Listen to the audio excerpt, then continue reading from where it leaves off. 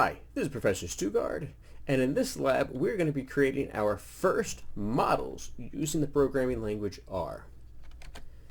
So I have RStudio open. I have imported both my Markdown file and my CSV file for colleges. And what we're going to be doing today is we're going to take a look at, admittedly kind of a smaller data set today, but that's all right, where we're going to look at 50 different colleges, and we're going to look at the cost of tuition and see if there's any pattern between their cost of tuition and their return on investment and the graduation rate. Because, well, college is really, at the end of the day, for most people, a question of investment. You're going to spend tens of thousands or hundreds of thousands of dollars on this college education, and, well, is it going to be worth it? Because again, right, that college degree is just your opportunity, but, well, first you need to get that degree, which means if you don't even graduate, well, that's a lot of money down the drain for nothing. And then even once you do graduate, is that degree going to end up paying for itself in the long run? So that's what we want to look at. Again, we're going to use our CSV file here. We're going to obviously install and load Tidyverse as usual. That's always what we do. And then we're also going to install and load Tidy Models. So Tidy Models is kind of like Tidyverse in that it's several different packages put together. And we're going to be using tools from those various packages to create our different types of models. And so, well, let's get started there. So the first thing I'm going to do is install and load Tidyverse and Tidy Models. So install.packages in quotes because it's still external Tidyverse. And again, that'll take a minute. So while I'm loading all these packages, I'm going to pause and I'll be right back once these packages are loaded. All right, so we have our two packages loaded now. And again, we can see that Tidy Models is kind of like Tidyverse in that it's attaching these packages. Broom, which is good for cleaning up. Model data, parsnip, which is one that we're going to use a bunch of the functions from that one. Workflows is good too. We're going to eventually create workflows to keep track of our modeling. Although it's not going to be necessary for this particular example because, again, we're going to stick with just simple linear models and modeling that you're probably somewhat familiar with already. Okay. Now that we have all of our packages installed and loaded, the next step is to take that external CSV file and import that into our environment. All right, so I guess I'll just name it colleges, I guess, because you can call it colleges data frame. And then again, it's been a while, I think, since we have to import an external CSV file, but we need to read it. So read CSV. And again, remember this is still external to R, so we need to put the whole name in quotes. So colleges, and we need to include the file type extension. So I need to include that .csv at the end. All right, good. So there we are. We have 50 objects with only 4 variables. Let's make sure that we copy and paste that code into our R Markdown right there. All right. And now I want to clean this data. So again, if I take a look and I just go to inspect colleges, so head colleges, again, kind of our typical, we want to inspect our data frame first. So we have our 4 variables. We have school, and we see we have, University of Wyoming in-state on the top. The return on investment, which again, we'll talk a little bit more in a second about what that technically means. The cost, and that's for 4 years of tuition. Then we have the graduation rate, and those are really the only 4 variables we are looking at. So the school is stored as a character, and then the return on investment is a double, the cost is in doubles, and the graduation rate is a double. So the annual return on investment, again, when I'm just taking a look there, and again, I could probably see a little bit more if I do glimpse colleges here. That return on investment, the values I'm seeing, 9.2, 8.1, down to 1.2, 11.1. All right, it looks like they're all roughly on the magnitude of being in the tens, right? between really 0 and 10, or maybe even 0 and 20 or so. And then the graduation rate is also definitely going to be in the magnitude of the tens, right? It's going to be between 0 and 100. You can't have over 100%, so it's got to be somewhere in the tens.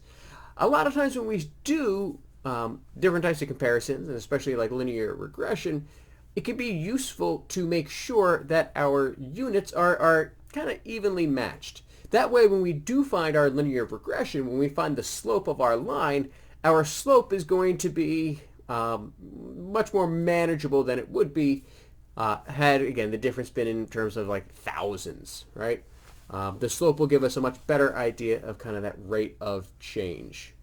And so when I look at the cost, obviously that's in the magnitudes of tens of thousands to hundreds of thousands of dollars, which means, again, trying to compare cost to the annual return on investment, we're looking at numbers that have vastly different magnitudes. So what I want to do is try to get them a little bit closer. Again, it doesn't have to be perfect. We should keep with something that helps our intuition here. And so I'm going to take the cost and I want to store the costs actually in terms of thousands of dollars. So for example, that first cost was $75,600. I want to store that instead as 75.6 thousand instead. So let's take our college's data frame. I'm going to overwrite the college's data frame. And again, I know I should probably test it out first, but this is like the first thing we're doing with cleaning the data, and it's a CSV file. I can import it really quickly if I do make a mistake, but again, feel free to test it before you actually overwrite it as well. And then the piping feature, if you want, again, now that we're getting a little bit quicker with R, or maybe we're trying to go through and have our fingers keep up with what we're thinking, you can use the shortcut, which is Control-Shift-M. Which will automatically do the pipe. Whether you think that's faster or not, I mean, that's kind of up to you. But it is one of those that, again, you kind of start to get into the flow of this, and you practice more and more, and you become more fluent, right? This is a language like any other.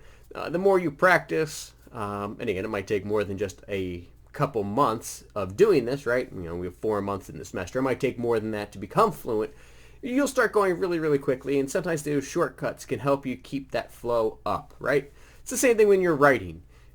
It's way better to keep that flow going when you're writing if you don't have to look up every word, right?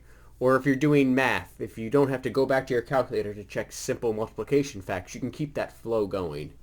And it does kind of feel better. All right. But again, what I really want to do is rewrite that cost in terms of thousands of dollars. So to create a new column, we are going to use our mutate function. My column name is going to be cost_thou for cost in thousands. And that is going to equal, well, I'm going to have to take my variable cost from my original data frame, and to do it in terms of thousands of dollars, well, that's cost divided by 1,000. All right, and that should put it in terms of thousands of dollars. So I'll run that code. Again, I don't see anything in my console, but over here in my environment, my college's data frame has now been updated with 5 variables. If I want to inspect it up here, I can real quick. And yeah, that worked out exactly like I wanted it to work out. So the cost went from $75,600 to now 75.6, but in terms of thousands of dollars. And again, we got to keep that in mind when we do things like slope and linear regression a little bit later. All right, so that worked. Let me pull that line of code back up, and I will copy and paste it here into my markdown file. And now what I want to do before, again, I do any regression really, I want to make sure that my variables, that their distribution is, well, kind of usable. If my distribution is kind of all over the place, it can lead for poor results when we try to actually create our models. It'll definitely kind of fall off there. So I want to visualize the distribution of that variable cost using a density plot and a box plot. So I actually just did it as cost in thousands of dollars. Again, they're obviously going to be comparable. The distribution is going to be the same, just just because I changed the scale, all it's going to change is the scale on the y-axis. So you can do cost, or you can do cost in thousands of dollars. But we want to see what that cost distribution looks like. That's the goal here. So we'll start with the college's data frame. We're going to pipe that in. Control-Shift-M, Shift-Enter. And again, we're doing plots, so we'll do the GG plot. And I want to do two different types of plots. So a density plot, which is really just a histogram. So I can actually do the histogram and the density plot on top of each other. And we're going to see what that looks like, although I'm just only going to save my density plot here, I think. And so GG plot will define my aesthetic. Again, we're just looking at univariate data, or just the one variable cost. And so, again, we can do cost or cost in thousands of dollars. We'll have the exact same shape. That's not going to change the shape of my data, which is really what we're looking for here. But, I'll keep it easy. I'll just do cost. I don't need to define anything else. And then I'm going to do Geom histogram here, just to show you how the histogram and the density plot are actually the same type of idea. So Geom histogram, again, I should set my bin width. Again, we're in terms of tens of thousands of dollars at least. Looks even bigger than that. There's quite a variation. I'm going to say my bin width equals 25,000, just to see how that looks. And again, that's the nice part about the Geom density, is that it doesn't matter what I pick as my bin width. It'll smooth it all out for me. But let's see if this looks any good. All right, so there's my histogram in terms of tens of thousands of dollars. I only have 1, 2, 3, 4, 5, 6, 7. Looks like 8, 9 bars. So 20,000, maybe better. Again, see if we can get closer to like 10 or 15 bars. There we go. So there's my histogram. Again, it looks okay. We see that there's some peaks with the cost, but again, we definitely have kind of a skewed right distribution. There's obviously the most frequent are the low-cost colleges, well, comparatively. And then over here, we definitely have an outlier that's out here at like the $250,000 range. So if I take that last line of code, and I'm going to add one more layer here. If I add, Shift-Enter, Geom density, and have enter now. So that doesn't look good. Actually, hold on. Let me. I need to get rid of my histogram here. Let me get rid of that histogram. So I'm going to swap out the histogram for the density plot. Press enter, and there we go. And we see that again, it is that similar shape, but it smoothed it out a little bit.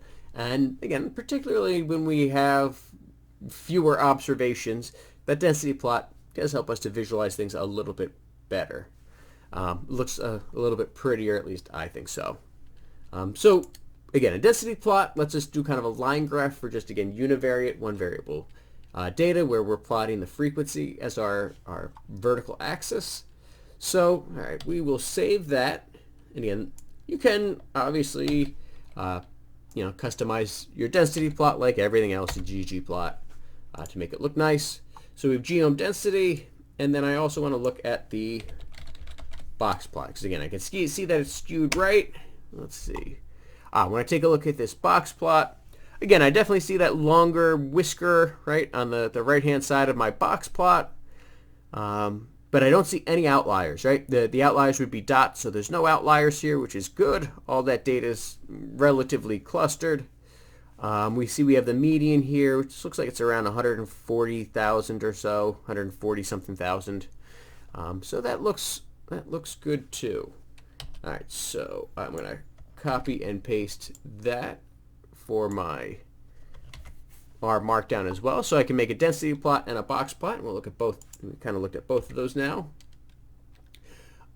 Shape of the data and any outliers. So I want to answer those questions. What's the shape of the data? Well, I would say the data is skewed right.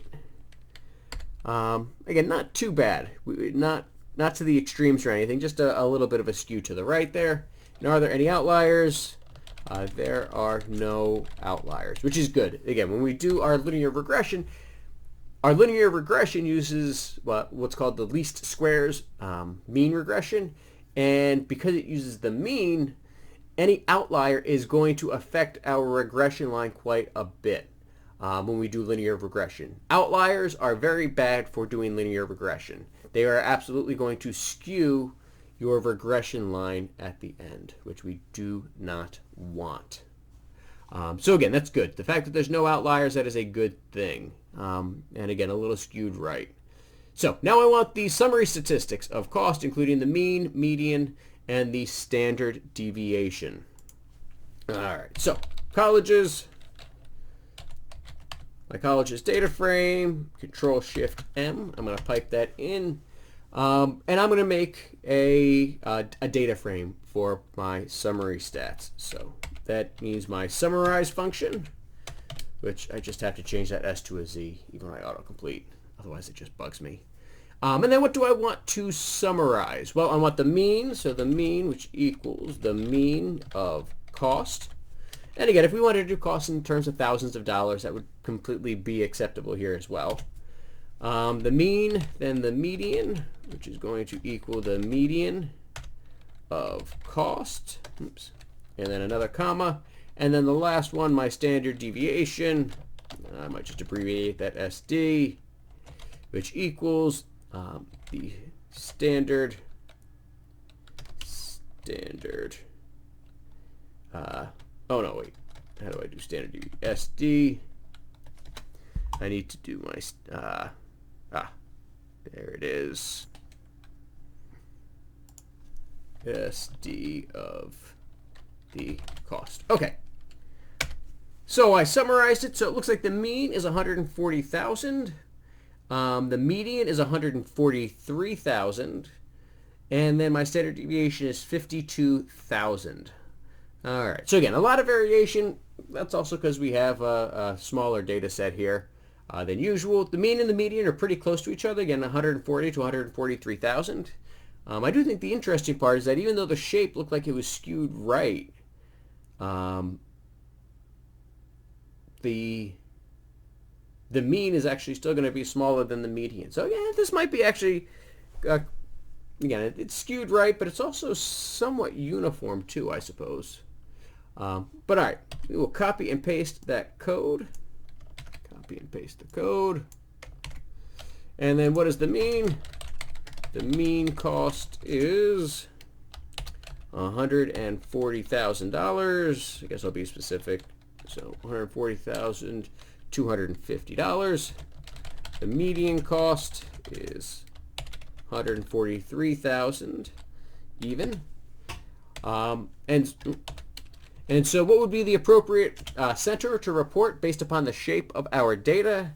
Well, again, they're actually really close to each other, right? They're only 3,000 apart, which is about 2% of the,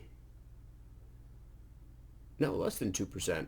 No, about 2% of the cost itself. So again, they're less than 2% apart from each other. That's pretty good. So either mean or median would be appropriate here.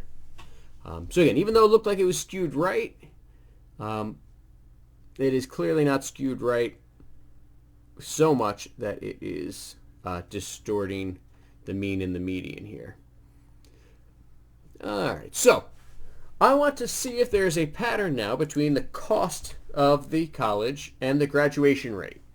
Basically, if a college charges you more, well, are you going to graduate at a higher rate, or is there no pattern whatsoever? Does it not matter at all? Now, because at this point, again, I want to compare those two variables to each other, the cost and the graduation rate, I am going to use the cost in terms of thousands of dollars so that our magnitudes are roughly equal here. So we'll take the college's data frame. I'm going to pipe that in to, and we're doing ggplot, and we're going to start with our visualization, again, kind of that exploratory data analysis part, where we want to just kind of see what the data is showing us, see if we can visualize any patterns. We'll take a look at correlation coefficients, see if there's mathematically a linear pattern there, and so on. So ggplot to find my aesthetic, so x. Now, we do want to think about which would be our explanatory and which would be our response. Would the cost affect the graduation rate, or would the graduation rate affect the cost? Now, again, I don't think this is necessarily just in one direction. I think that if a college does have a much higher graduation rate, they could absolutely sell that and maybe charge more for that education. Or perhaps, again, if you're paying more for your education, maybe the college has hired more tutors or counselors or those sorts of people to help you out as well. So again, it might not be as obvious as which one causes the other. There's probably interplay between those two variables, right? There's probably a relation. If the relationship exists, that relationship probably works a little bit in both directions. But in this case, I think we're going to choose the cost in thousands of dollars, so cost underscore thou, to be our explanatory variable. So along our x-axis, right? I think that makes more sense for the horizontal. And then we'll see how that cost affects the graduation rate of the particular college. So then y equals my graduation rate, or grad underscore rate. So those are my aesthetics. I'm not going to change anything else there. Plus, and then for my scatter plot, just Geom point. All right, let's see. All right, so looking at that, it does seem like there might be a little bit of a pattern here. We can see in the bottom left we have dots. In the top right we have dots. But in the top left and the bottom right there are no dots. So it definitely seems like if there is a correlation, it would be a positive association. As cost increases, the graduation rate increases. There definitely looks like there could be a pattern there. To me, at least that's what I'm seeing. So what we can do now, we have our scatter plot. I'll take up that last line of code. I'm going to add one more layer, which is my Geom underscore smooth. And so, smooth. Which is going to add a pattern, a potential pattern to my data. Now, when I just use Geom smooth, is that a linear regression? Well, no. It's using a method, low s, which we're not using. We want to see if we can do this with a linear model. So what I need to do is define inside my Geom smooth, I need to define the argument to make sure that the method that I'm using is going to be a linear method. So again, we can check it out and make sure we understand how to use it. If I look up the help feature for Geom smooth, Geom smooth. So aids in the seeing of patterns in the presence of overplotting. So Geom smooth and stat smooth are aliases. They both kind of use the same idea. So Geom smooth, we have our mapping, which again is by default is null. We've already defined our mapping. We've defined our data already. What we want to change is our method here. All right. We can also choose to remove missing points. And again, we have a bunch of other options as well. We can read more of the instructions here. So again, mapping would be your aesthetic. Data is your data. Position method. So the smoothing method, we can use either LM, which is going to be our linear model. That's what we want to use. GLM, which we're going to use, well, when we do our logistic regressions a little bit later, which is a generalized linear model, which we can actually be a little bit more complicated with. And then again, there's a few others as well. But like I said, we're going to use LM. When we leave it blank, it's just going to pick the largest across, what it thinks is the best way to do it. So let's go back to where I made my my last line of code that worked. So the Geom smooth, I'm going to set that argument method to equal LM. And I'll run it. There we go. Now we have a line. Remember, that line is going to be the least squares regression line, the computer's best guess at how to model it. And then the gray bar around it represents the uncertainty, how uncertain we are about the data, or again, basically how well this linear model is really working. If I go back to the help, again, we can see that the SE by default is true, and SE is your confidence interval. right? Which is related to your kind of your standard error. So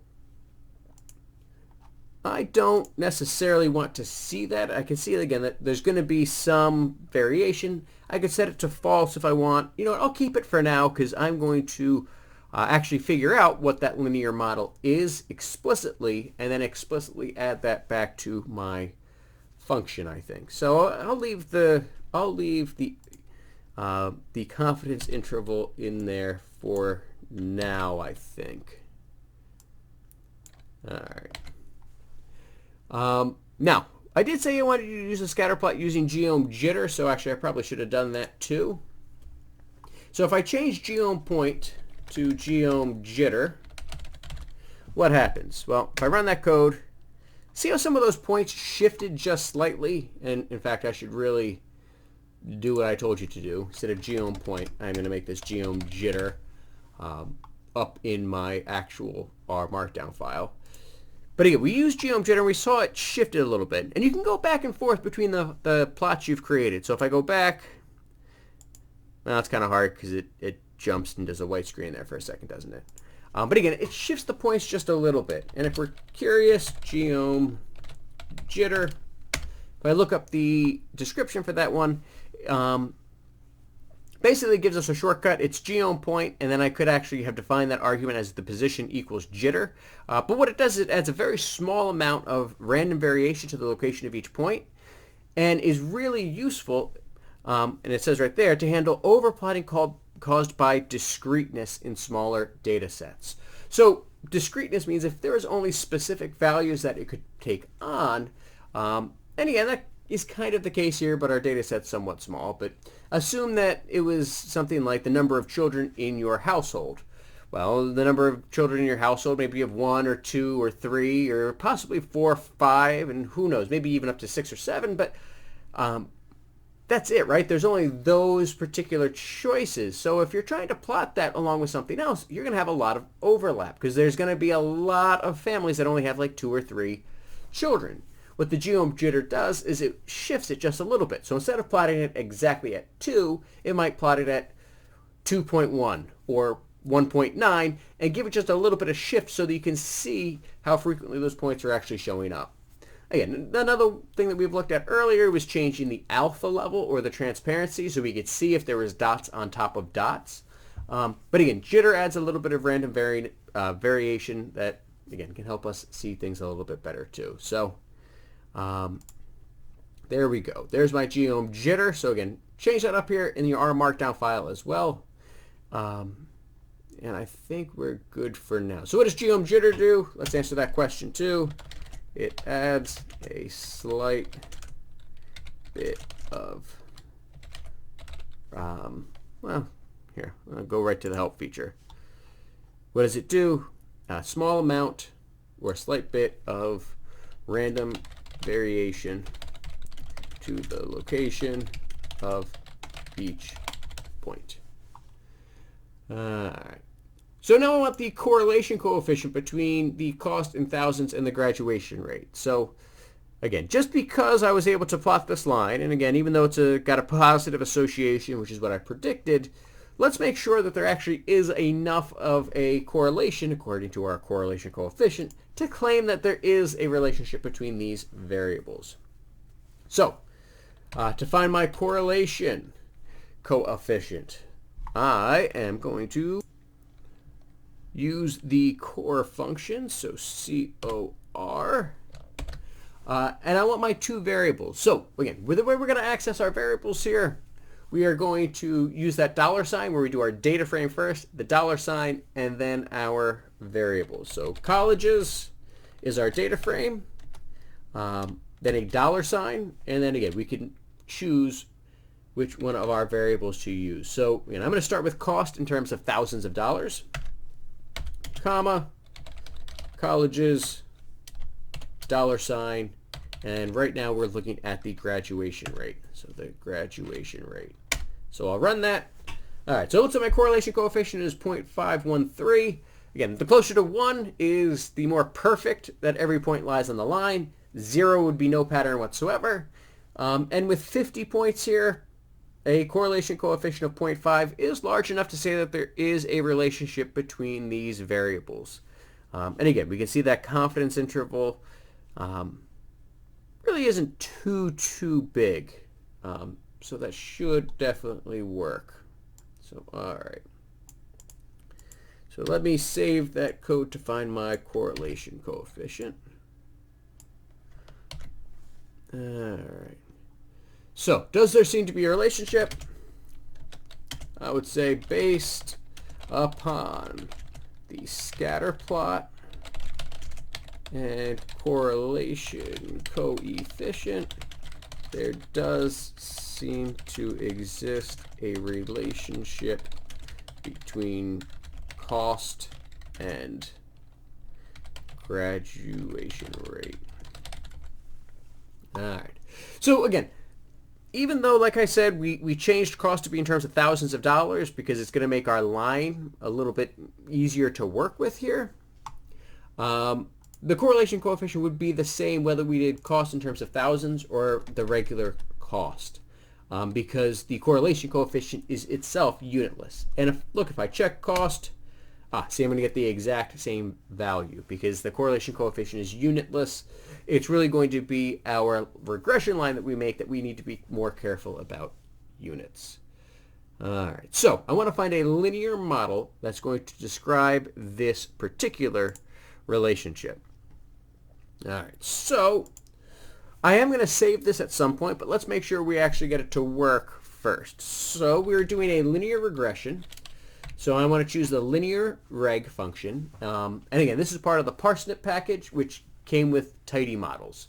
You would not have the linear regression function if you did not previously install and load tidy models. So I'm going to create a linear regression. And again, we're going to add parts to this. So I'm going to pipe my linear regression function. And the first thing I need to do is set my engine. So set underscore engine. Get another parsnip package function, and I need to set, well, what kind of engine am I going to use for this particular type of regression? And again, we're doing a linear regression, so in quotes LM, that'll define my engine as a linear regression engine, and then I need to pipe it into, and then my fit function. So for my fit function, again, remember, we want to think the y equals x type format of our line here, or the response tilde explanatory, right? So again, my vertical is my graduation rate, so I want to fit the graduation rate, my grad underscore rate. Then the tilde, right? The tilde is how we build functions in R. And then my response variable was cost in terms of thousands of dollars. Now, notice how it's not going to autocomplete here. And it's not going to autocomplete because we have yet to define what our data set is. So you do have to type those in completely. And then comma, space. And then now we do have to define our data set. So data is equal to our data frame colleges. All right. And again, that's just that older, some of the non-tidyverse functions, their format is you put the data at the end instead of being able to pipe the data in from the beginning. All right, so we'll start with that. So we have a parsnip model object. I called the linear regression formula. I have an intercept of 30.9, and the cost per thousands is 0.1643. So again, one of the nice parts about that is that means for every one increase in my units for cost per thousand, we have a 0.164 increase in the graduation rate. Now, if I didn't do cost per thousands, then it would try to do it per 1 unit of just dollars, which is going to be just a tiny increment. In fact, we can check that out if we really want to. We'll see why it doesn't work. So if I change it to cost, look at that. Now my intercept is less than 1, and my cost is 0.0001 than a 1. So again, that does not look really good. So again, we definitely want in terms of cost in thousands of dollars. A good thing to do here as well is we're going to use the tidy function. So I'm going to pipe that into my tidy function so that this actually gets exported as a, or not exported, I'm sorry, returned as a data frame. So now I have that returned data frame. So again, I have my intercept, my cost per thousands, my estimate. So I do have everything that I need to hopefully build my linear regression model. What I want to do though, so let's say my data set changes. Let's say I try to expand on this particular data set, right? I only started with 50 colleges. That's hardly anything. Let's say I do some research and I find like another 100 colleges and I add it to my data frame. If I just type my linear function as y equals 0.164x plus 30.9, that might not be true when I add this new data. My function that I created will be outdated. So what I want to do is, instead of using those very specific values, if I can store the output here, if I can store the results from finding my linear regression, I can index those results in my linear function instead. So I'm going to show you what I mean, but let us first, we are going to save this linear regression output, this data frame, into our environment. So I need to come up with an identifier for this particular object. So let's see. Yeah, maybe I'll just do, it's the grad rate, the grad cost regression. So again, I'm just going to call it grad underscore cost underscore regression. I'm going to store this result now. So I press enter. Now nothing appears in my console because I'm actually just storing it. So again, my graduation cost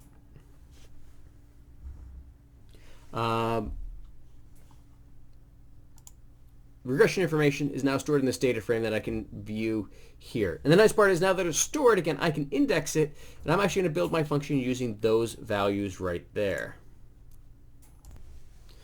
So let's see how we would do that. Okay, so first of all, let's save that code. Oops. Control copy. So let's save that code as part 1 for my linear model. So again, that's all my data. There's my linear model. And now I want to create a function to predict that graduation rate. All right, so I'm going to go back to my console here. And I need to come up and create my function. So again, I want to do this in terms of, if I plug in the cost, I'll know the graduation rate. So I'm going to call my function find underscore the grad rate. That'll be my object. I want to create my function now. So function. It's going to be a function of just the one variable, which is cost. So I can just set that as x. Then my squiggly braces, and then some code here. So let's see. I should store this as a variable. So again, typically we have, again, don't type this part. I'm just trying to explain. Hopefully you can see my code here. We would have it as that y equals m x plus b form, right? So what I want to do is replace those. So y, my output. So my output is going to be the expected graduation rate. So maybe expect gr. And I'm going to store that instead of using the equals. And then my slope. So again, I know my slope is 0.164 from looking at my table here. But like I said, if I add more data in, that's not going to be the slope anymore. I want my code to be reusable, to be reproducible based upon everything that's in my R Markdown file. So instead of using that value, I want to use the indexed value from that data frame that I just stored. So what that means is that I need to, again, define the data frame that I'm using, which is now the grad underscore cost underscore reg, right? That's the data frame that I just created that found my linear regression values. I'm going to the column that is estimate, right? That's the column that I want here, right? Which is my estimate for what each one is. And then my indexing. So I'm inside my data frame, so I'm going to use the square brackets. The slope is my second one that's indexed, right? It's that 0.14, so that's going to be an index of 2. So again, that is that expression right there, the grad cost $ estimate index 2, that is simply pulling this value out of that estimate column. All right, whatever that might be. So again, even if I update my raw data, I can run all my code, it'll still be reproducible, and whatever this gets updated to, my code here will be updated as well. So again, that's my slope, my m. I do need the times x to actually tell R, okay, multiply the slope times my value x, and then plus, and now I need my y-intercept. So my y-intercept, the same idea. I go back to my data frame, the grad cost reg. I want the column, so $, the estimate, and now it's going to be in the indexed position 1. And, well, there we go. Now I add one more line because I need to actually return what I predict. So I want to now return the expected graduation rate from inside this function. So let's see if that works. So I'm going to run my code here. Good. Now I have a function in my environment. My function is to find the graduation rate. And so if I do find grad rate, and I think I asked you guys to predict if it was 180,000. So remember, this is going to be in terms of thousands of dollars, so I do need to make sure my units are the same. So instead of typing in 180,000, I need to type in just 180. And hopefully we'll get a reasonable estimate here. It is predicting a graduation rate of 60.5%, which feels about reasonable. If I go and I look over here at my plot where 180 is, yeah, 180 and then a graduation rate of about 60, yeah, that looks like that's pretty much right on that line. So it looks like my function worked. That looks like my function worked really well. Just note if you accidentally typed in 180,000, we would get a graduation rate of 29,000.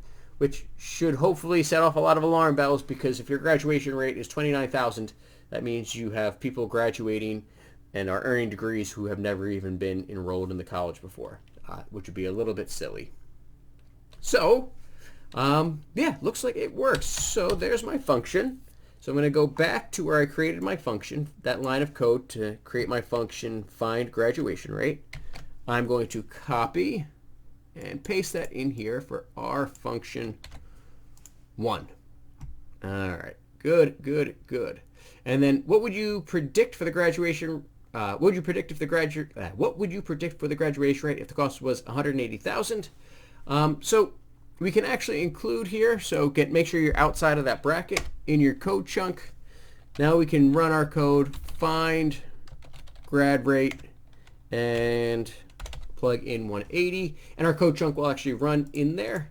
And then we can even, well, explicitly state it here in our markdown file as well. We would expect a graduation rate of 60.5%. All right. So if you pay $180,000 for your college, you would expect to graduate 60% of the time. Which, again, take a look at that. That's probably not great. But that's probably also because not everybody should be going to college. There are lots of other opportunities for lots of other people. And if you don't know what you're going to be doing in college, investing tens of thousands of dollars for a vague, ambiguous goal is definitely not a good way to spend your money. All right. The next part, I basically want to just repeat the same idea that we just did for the graduation rate, but now for the return on investment. So return on investment is a measure that determines the profitability of an investment. So again, hopefully you have a positive return on your investment. And we do know that in general that most people, if you take the average of the lifetime earnings of someone with a high school diploma as their highest level of education compared to the average lifetime earnings of someone with a college degree, the college degree is definitely going to earn more over the course of their lifetime. Now, does the cost outweigh the amount that they paid for that education? And then again, with the criminal way that student loans are processed, does it outweigh not just the cost of the degree, but then also all the interest that you're paying on your student loans as well, which, spoiler alert, if you do have student loans, never make the minimum payment, pay more.